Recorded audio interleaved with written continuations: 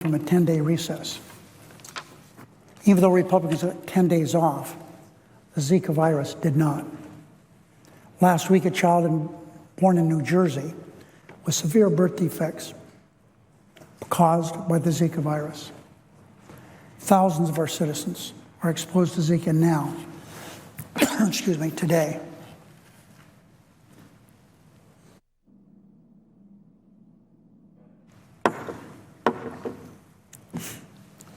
But the problem will only get worse.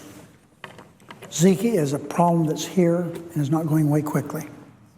As the weather continues to warm and mosquitoes become more active, it will inevitably cause local transmission.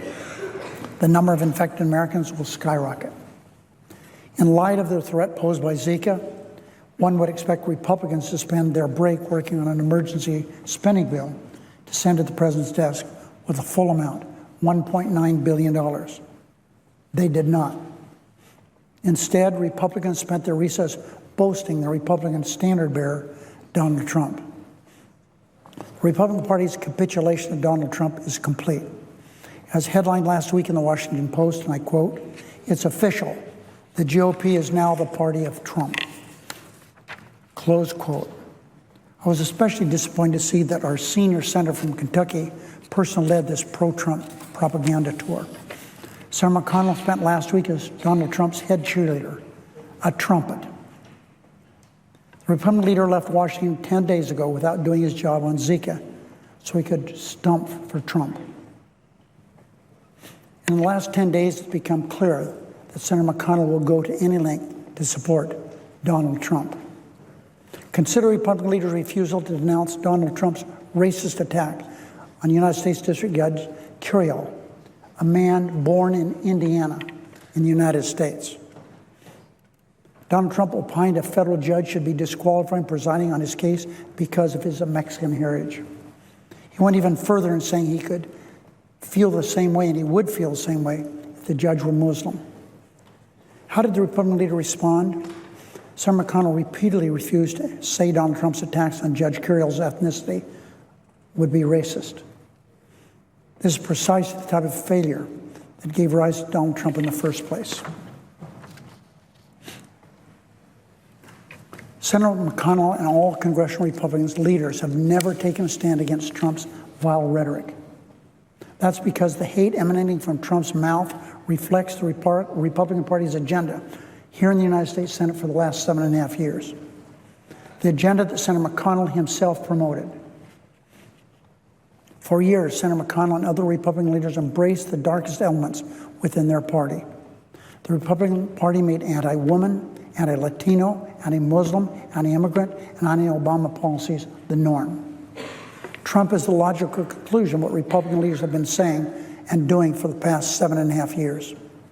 By refusing to denounce Trump's attack on a federal judge for the racism it clearly connotes, it shows Senator McConnell is the poster boy for Republican spinelessness that allowed Donald Trump to be the Republican nominee for President of the United States. I've made this argument for months. I'm not only the one making it anymore. Now, even some Republicans are joining me. The conservative blog, Red State, rallied against Senator McConnell's refusal to condemn Trump's racist attacks. Consider this. The conservative blog, Red State, said this, and I quote, "Senator McConnell fell back to the last coward's refuge. We have to support Trump because he won the primary." Close quote. The junior senator from Nebraska, a Republican, is willing to say that Senator McConnell won't.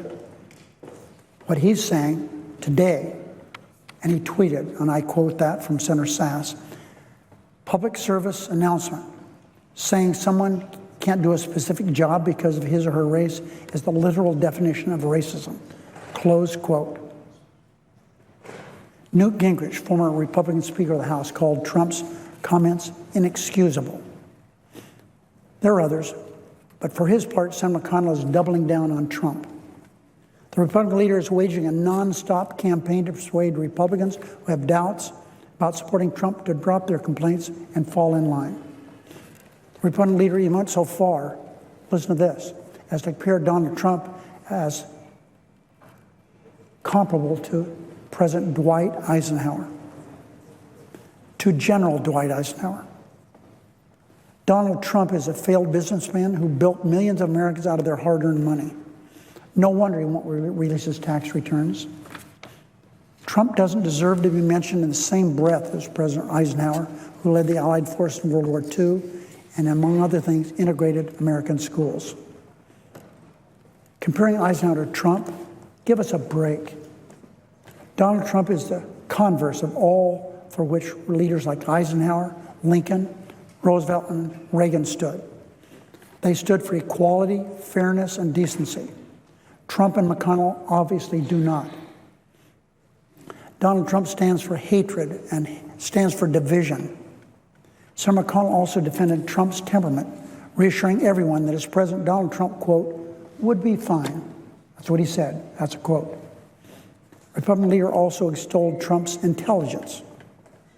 Senator McConnell even claimed the Republican Party is, quote, at an all-time high, close quote, with Trump at its helm. That's how the Republican leader spent last week. He wasn't fighting for resources to stop the spread of Zika. He was leading the cheers as he stumped for Trump. Senator McConnell was doing zero for the 100,000 poisoned residents of Flint, Michigan. Senator McConnell was doing zero to find our nation's funding for opioid addiction. It's terrible. The Republican leader was too busy being a trumpet for Trump. And now that he's firmly entrenched himself in Trump's corner, I can't help but wonder just how far Senator McConnell's support extends. For example, were Donald Trump's comments about Judge Carroll racist, as the senator from Nebraska said? Senator McConnell wouldn't answer that question yesterday. He had numerous opportunities to do it. So I'll give him another opportunity today. And there are other questions that Republican leader needs to answer. Does he believe that a federal judge can be disqualified because of his American heritage? Does he believe that these attacks are acceptable for a man that wants to be president of our great country? Does he agree that judges should face a religious test? Senator McConnell said last week, and this is a quote, "We know that Donald Trump will make the right kind of Supreme Court appointments," close quote. After Donald Trump's latest attack on the judiciary, does he truly believe that Trump is the right man to pick nominees to our nation's highest court? The Republican leader defended Trump's temperament, saying he, and again I will quote, would be fine as president. Would be fine. I asked the senator from Kentucky, is it fine that Donald Trump calls women pigs and dogs? Is it fine when Trump calls immigrants rapists and murderers? Is it fine that his party's presidential candidate urges violence at rallies? These are not rhetorical questions. The Republican leader has so fully embraced Donald Trump that we're all unclear as to where Trump's platform ends and the Senate Republicans begins.